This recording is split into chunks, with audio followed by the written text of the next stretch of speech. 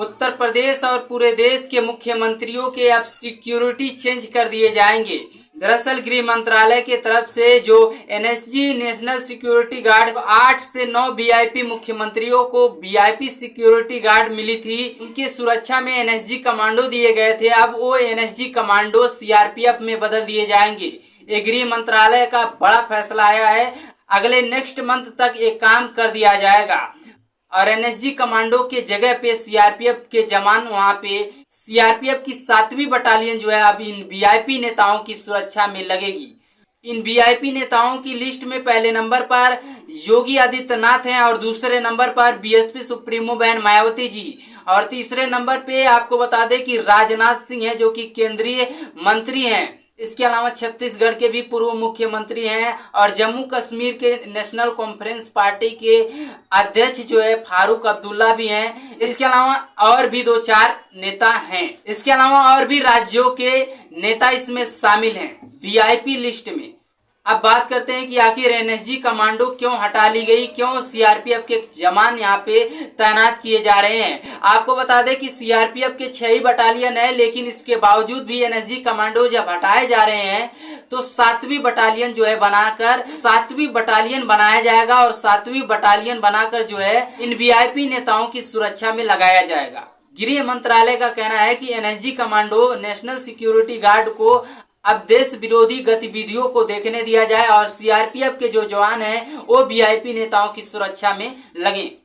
ये कहना है गृह मंत्रालय का और इसीलिए गृह मंत्रालय के आदेश पर इन 8 वीआईपी नेताओं की सुरक्षा में एनएसजी कमांडो के जगह पर अब जो है सीआरपीएफ के जवान तैनात रहेंगे। बसपा सुप्रीमो बहन मायावती जी को जो कमांडो दिए गए थे, अब बीएसपी अध्यक्ष मायावती जी के घेरे में एनएसजी कमांडो के जगह पर सीआरपीएफ के 7वें बटालियन के जवान तैनात रहेंगे।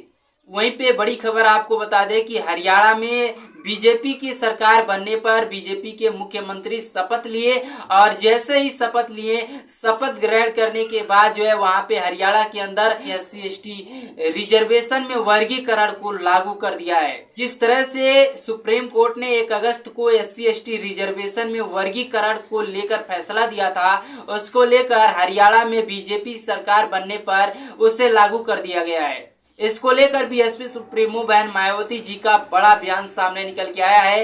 वहीं पे भीम आर्मी के मुखिया चंद्रशेखर आजाद ने भी इस पे आवाज उठाई है। सबसे पहले आप सुनिए कि बीएसपी अध्यक्ष मायावती जी ने क्या कुछ कहा है। बसपा सुप्रीमो मायावती जी ने कहा कि हरियाणा की नई भाजपा सरकार द्वारा SC समाज के आरक्षण में वर्गीकरण को लागू करने अर्थात आरक्षण कोटे के भीतर कोटा की नई व्यवस्था लागू करने का फैसला दलितों को फिर से बांट व उन्हें आपस में ही लड़ाते रहने का षड्यंत्र है। यह दलित विरोधी ही नहीं बल्कि घोर आरक्षण विरोधी निर्णय है।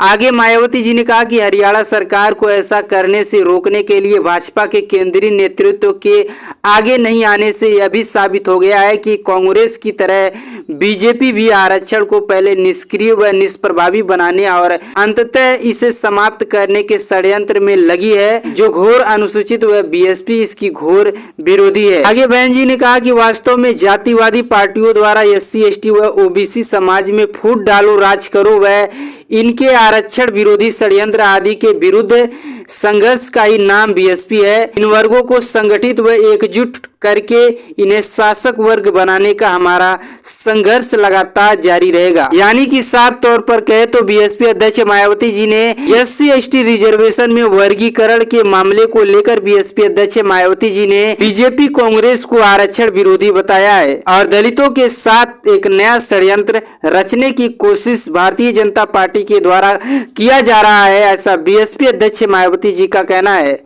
सुप्रीम कोर्ट के फैसले के बाद जहां पे एक तरफ प्रधानमंत्री मोदी जी कह रहे थे कि SC/ST रिजर्वेशन में वर्गीकरण नहीं किया जाएगा, वहीं पे पहली बार जो है उनके ही सरकार के द्वारा लागू कर दिया गया। इसको लेकर बीएसपी अध्यक्ष मायावती जी भारतीय जनता पार्टी कांग्रेस दोनों को आरक्षण विरोधी बताया है। उन्होंने कहा है कि कांग्रेस की तरह भारतीय जनता पार्टी भी आरक्षण में वर्गीकरण ही चाहती है और जबकि केंद्र सरकार ने भी इसका विरोध नहीं किया। दोस्तों, अब बीएसपी सुप्रीमो मायावती जी के सुरक्षा में जो एनएसजी कमांडो शामिल थे, अब वो एनएसजी कमांडो सीआरपीएफ के जवान के रूप में तैनात कर दिए गए हैं, 7वें बटालियन के रूप में तैनात कर दिए गए हैं। इस बारे में आपकी क्या कुछ प्रतिक्रियाएं हैं उसे हमें कमेंट सेक्शन में जरूर बताइएगा। मिलते हैं किसी और वीडियो में, तब तक के लिए धन्यवाद।